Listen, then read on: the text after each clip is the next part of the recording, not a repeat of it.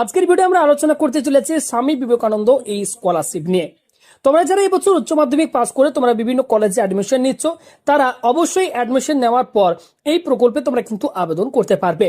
এবং আজকের এই ভিডিওতে আমরা এই স্বামী বিবেকানন্দ স্কলারশিপ কি, কারা এই স্বামী বিবেকানন্দ স্কলারশিপের জন্য আবেদন করতে পারবে, যোগ্যতা কি লাগবে, কত শতাংশ নাম্বার থাকলে তোমরা আবেদন করতে পারবে, এবং কোন কোর্সে কত টাকা স্কলারশিপ তোমরা পাবে এই প্রকল্পের মাধ্যমে, কি কি ডকুমেন্ট লাগবে, এবং স্বামী বিবেকানন্দ স্কলারশিপে কিভাবে তোমরা আবেদন করবে, আজকের ভিডিওতে সম্পূর্ণ ডিটেলসে তোমাদেরকে জানাবো।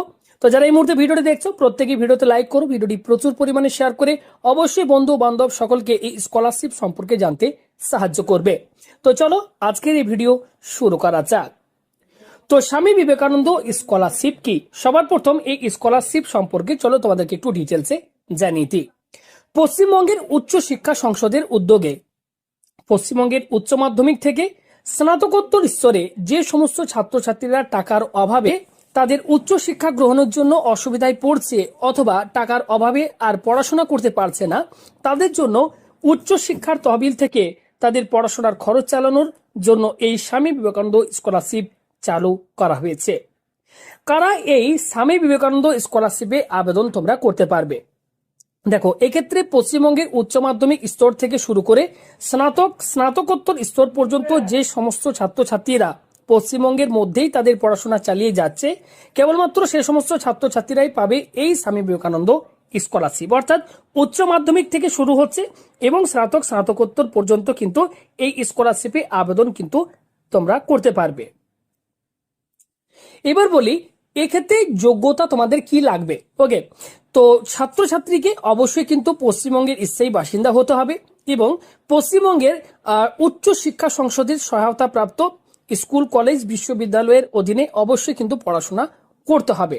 এবং পাশাপাশি এই স্কলারশিপে আবেদন করার পূর্বে অবশ্যই তোমরা প্রত্যেকেই জেনে রাখো যে তোমাদের কিন্তু উচ্চ মাধ্যমিক থেকে শুরু করে স্নাতকোত্তর এই সমস্ত ডিগ্রিতে অবশ্যই 60% মার্কস তোমাদের যদি থাকে তাহলেই তোমরা কিন্তু এখানে আবেদন করতে পারবে।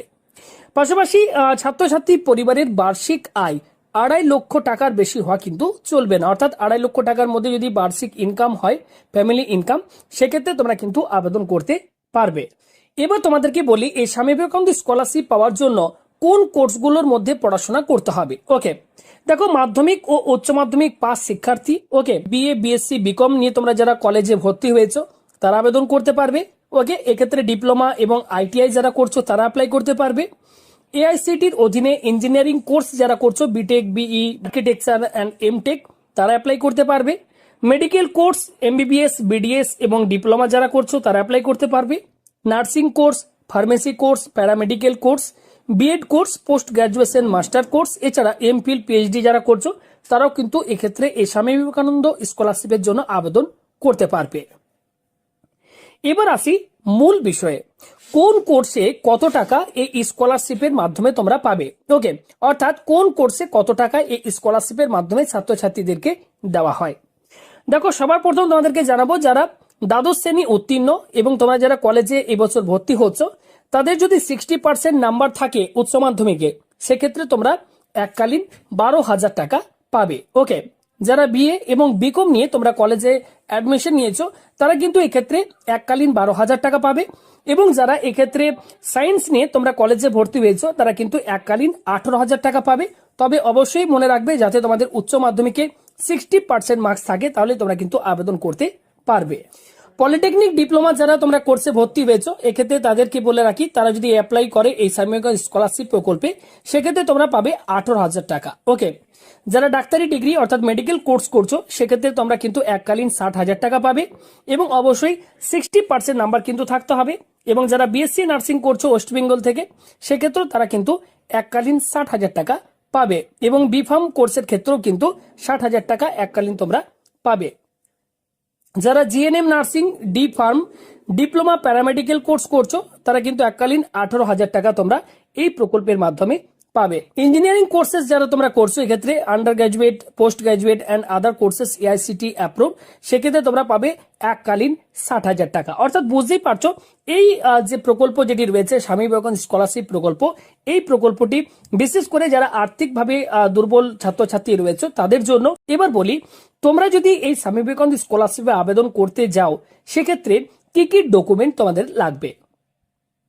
দেখো, সবার প্রথম বলি, আগের পরীক্ষার মার্কশিট, অর্থাৎ তোমরা যারা উচ্চ মাধ্যমিক পাস করে কলেজে এবছর ভর্তি হচ্ছ তাদের কিন্তু অবশ্যই উচ্চ মাধ্যমিকের মার্কশিটটি লাগবে। পরিবারের বার্ষিক ইনকাম সার্টিফিকেট সেটি অবশ্যই লাগবে, ভিডিও থেকে তোমাদেরকে ইনকাম সার্টিফিকেটটি নিয়ে আসতে হবে। ওকে, অ্যাডমিশন ফি রিসিপ্ট কপি যেটা রয়েছে সেটা তোমরা অনেকে হারিয়ে ফেলো বা অরিজিনাল কপিটাই তোমরা জমা করে দাও। তোমাদেরকে বলবো তোমরা যখন কলেজে অ্যাডমিশন নিচ্ছ তার অরিজিনাল রিসিপ্ট কপি তোমরা কিন্তু জেরক্স করে নিজের কাছে রাখবে বা অরিজিনালটা রেখে জেরক্সটা কলেজে জমা দেবে। সেই রিসিপ্ট কপিটার কিন্তু স্ক্যান কপি আপলোড করতে হয়। ওকে, এর সাথে লাগবে তোমাদের আধার কার্ড, রঙিন 1 কপি পাসপোর্ট সাইজের ফটো, শিক্ষার্থীর স্বাক্ষর অর্থাৎ তোমাদের একটা সিগনেচার, ব্যাংক অ্যাকাউন্ট ডিটেলস এবং বৈধ একটা ইমেল আইডি, ওকে, এবং মোবাইল নাম্বার। এগুলি কিন্তু অনলাইনে আবেদন করার সময় কিন্তু এগুলি প্রয়োজন। এবার আবেদন তোমরা কিভাবে করবে? দেখো, অনলাইনে আবেদন তোমাদেরকে করতে হবে এই স্বামী বিবেকানন্দ স্কলারশিপ প্রকল্পে এই সুবিধা পাওয়ার জন্য। আবেদন করার জন্য তোমাদেরকে কিন্তু এক্ষেত্রে SBMCM এই অফিসিয়াল ওয়েবসাইটটিকে তোমাদেরকে অনলাইনে আবেদন করতে হবে। কিভাবে আবেদন করবে এর উপর যদি তোমাদের ভিডিওর প্রয়োজন হয় তোমরা কমেন্ট করে জানাবে, তার উপর তোমাদের জন্য সেপারেট একটি ভিডিও আমি বানিয়ে দেবো। অলরেডি আমাদের প্রিভিয়াস ইয়ারের অ্যাপ্লিকেশন প্রসেস নিয়ে আমাদের চ্যানেলে ভিডিও রয়েছে। যদি নিউ প্রসেস নিয়ে তোমাদের ভিডিওর প্রয়োজন হয় কমেন্ট করে তোমরা জানাবে। যদি তোমাদের এই ভিডিও একটু ইনফরমেটিভ মনে হয়ে থাকে প্রত্যেকেই আশা করব একটি করে লাইক করবে, ভিডিওটি প্রচুর পরিমাণে শেয়ার করে বন্ধু বান্ধব এবং প্রিয়জনদের এই আপডেটটি দিয়ে দেওয়ার চেষ্টা করবে।